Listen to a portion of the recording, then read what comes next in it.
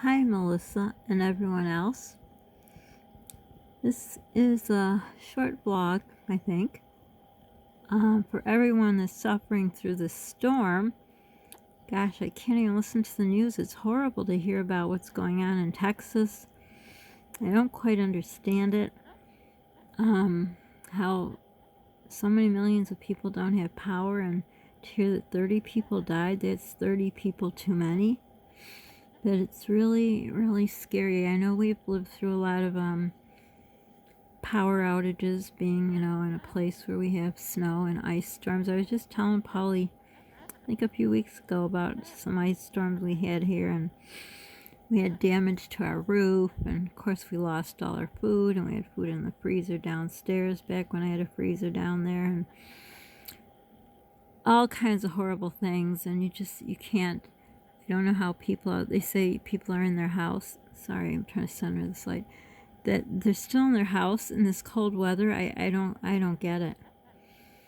I know ever since I got divorced from my first husband, I always wanted to get a generator, the kind that are in your house, that click right on when you lose your power. Fortunately, they're way more money than I could ever afford, but I don't understand how how are people surviving in their house? Unless you have a fireplace. I mean, it's still cold, but with a fireplace, it's something. And I saw the lines of people out waiting in the grocery store to get water and other things. And the one lady said, oh yeah, they said they asked people in some areas there to boil their water. And the one lady said, how could we boil our water? We have no power, and they don't have water in the store.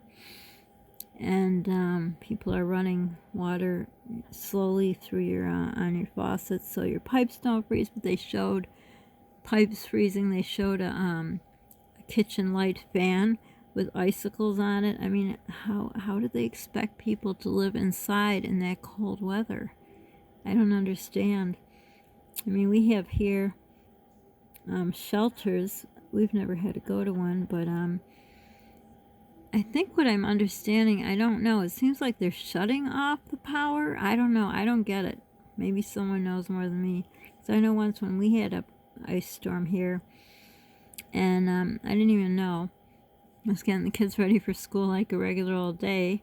I heard crackling noises at night, but I guess we didn't know it was coming. It took us by surprise, but I had called my mom in the morning, whatever, and she's the one who told me she heard about it on the news. And I'm going about my way, and then find out the schools are closed, and then find out almost everyone had lost their power. We didn't, for some reason. And I looked outside, and it was just, everything was iced. All the trees, all the power lines, phone line, everything. And I think I told the story that I saw these power trucks from Pennsylvania on our street. And all of a sudden, power went out. And I went out, and I said, well, what's going on?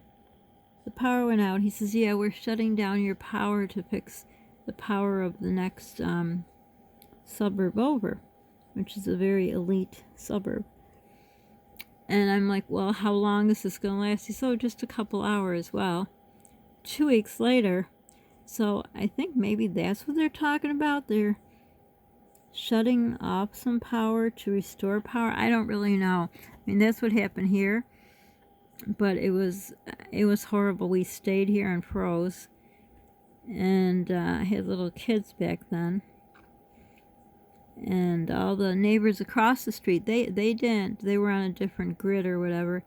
So they all had extension cords from the other side to our side. But of course we have the nasty neighbor who lives across the street from me, and she did not give us an extension cord. So we froze and froze and froze, and finally I was talking to a friend of mine right before this happened, and because I think when the power went out, the phone went out, we had a landline. But anyhow, so I think I drove her to school. I ran into her somewhere, and I told her how we had froze, and she said, oh, come over, we have a fireplace. And I think they had a couple fireplaces, and I really didn't want to bother them, but we ended up going because of the kids. But I don't know how people are. I mean, I don't know what to say. I hope it doesn't happen to you, Melissa. I know you said something about your daughter. I don't know. I don't know. Just have to pray that somehow they fix the mess. I heard another storm's coming through, like us too, and it's scary because they're talking about ice here too, and I'm not gonna lie, I'm scared because I remember those ice storms we had, and like I said, I just have to drive in my car and hope I got gas. I haven't been out in so long. I don't even know if I got gas in my car, but I have to drive around because you just can't. Polly can't take this kind of cold. So praying for all of you, and hope it doesn't. You don't lose your power, Melissa, and anyone else who's going through these storms. And stay safe. And if you know any neighbors that are elderly, make sure they're okay. It's the thing, people get lost during storms, and it's like not how it used to be, at least in my neighborhood back in the day, where people would check on each other. In my neighborhood, they don't do that. But it's just really scary. So I pray somehow they figure this out, the mess down there, because nobody should have to die from this. I mean, it's bad enough what's going on in our world. It just seems like it keeps piling up and up. So if you can all keep Melissa and her family in your thoughts and prayers, and everyone down in Texas and everywhere through the United States that's going through these storms, and in anticipation of what's going to happen.